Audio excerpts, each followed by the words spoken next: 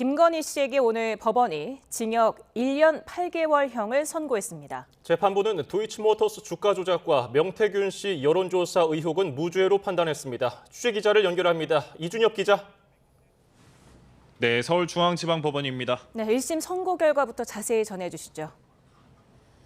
네, 재판부는 김 씨의 도이치모터스 주가 조작 혐의, 그러니까 자본시장법 위반에 대해서는 무죄로 판단했습니다.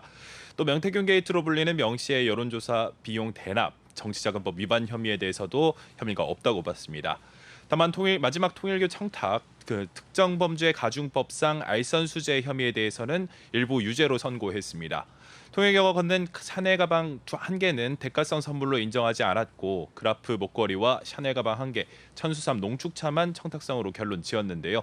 이에 김 씨를 징역 1년 8개월에 처하고 압수된 그라프 목걸이 1개를 몰수하도록 했습니다. 또 이미 교환하는 등 몰수가 어려운 샤넬 가방과 천수삼 농축차 가액인 1,281만 5천 원은 추징하도록 판결했습니다.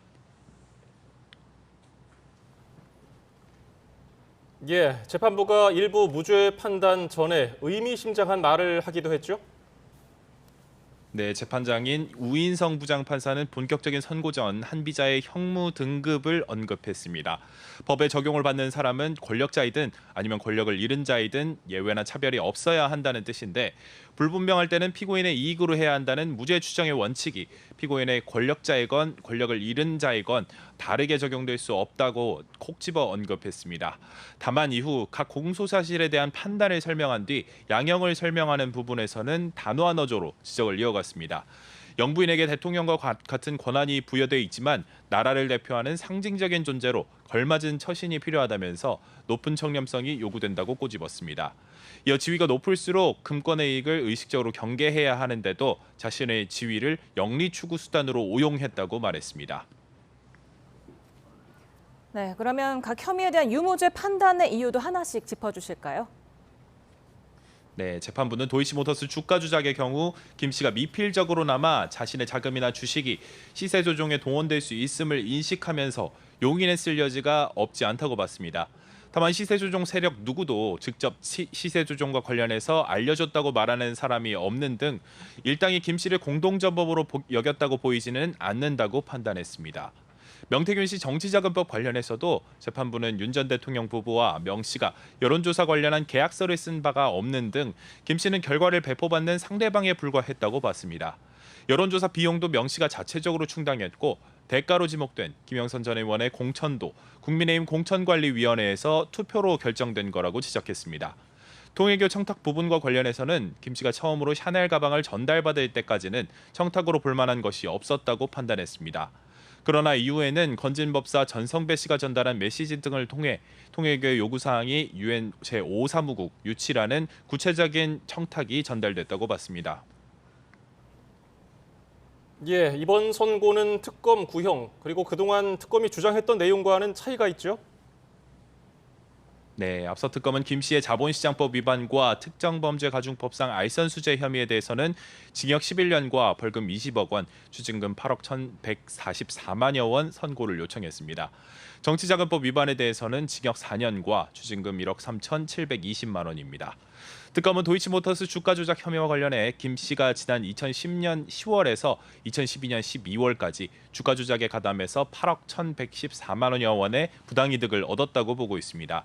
또 명태균 게이트로 불리는 정치자금법 위반과 관련해서 2021년 6월부터 2022년 3월 사이 김 씨가 윤 전 대통령과 함께 명 씨로부터 모두 2억 7천만 원 상당의 여론조사를 무상으로 받았다고 주장합니다. 통일교로부터는 그라프 목걸이와 샤넬 가방 2개, 천수삼 농축차 모두 8,200만여 원 상당 금품을 현안 청탁을 들어주는 대가로 받았다며 기소했습니다. 네, 재판장이 선고를 진행하는 동안 법정 안팎 분위기 어땠습니까? 네, 주변 경비가 삼엄해진 가운데 선고 전부터 법원 앞에는 윤 전 대통령 부부 지지자가 일부 모여서 집회를 냈습니다. 법정 안에서는 교도관 2명의 부축을 받아 등장한 김 씨는 평소 재판 참석 때처럼 검은 정장에 마스크와 안경을 쓴 차림이었습니다. 선고가 진행되면서 재판부가 혐의를 하나씩 무죄 취지로 판단하자 김 씨 측 유정화 변호사는 눈물을 흘렸습니다.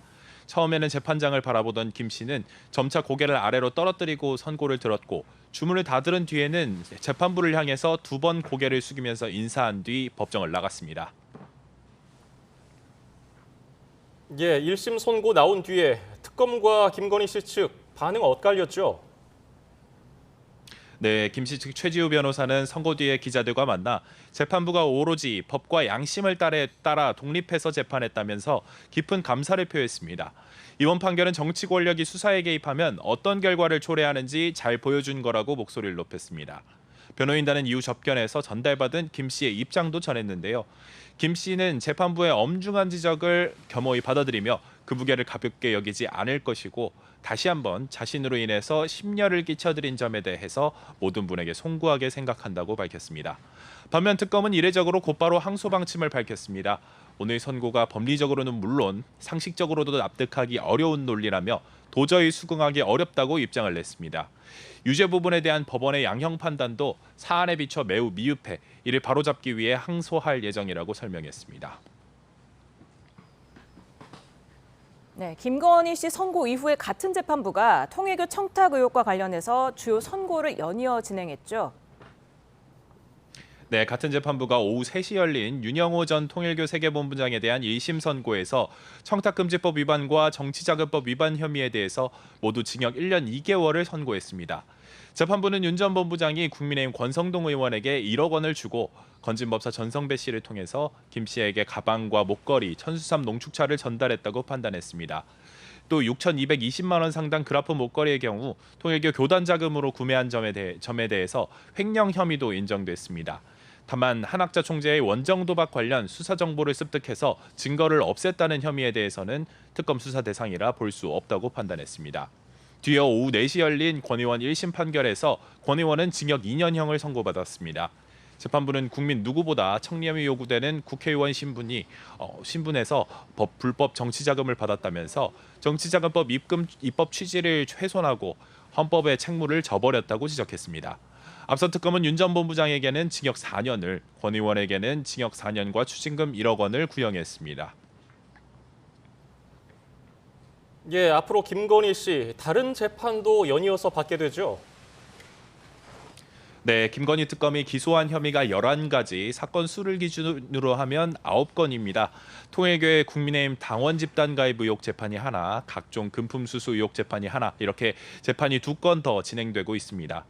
당원 가입 재판은 다음 달 3일 공판 준비기일을 연 뒤 본격적인 재판이 시작될 전망이고요. 이봉관 서희건설 회장의 나토 3종 귀금속과 이배용 전 국가교육위원장의 금거북이 등 금품 수수와 관련한 재판은 아직 기일이 잡히지는 않았습니다. 지금까지 서울중앙지법에서 전해드렸습니다.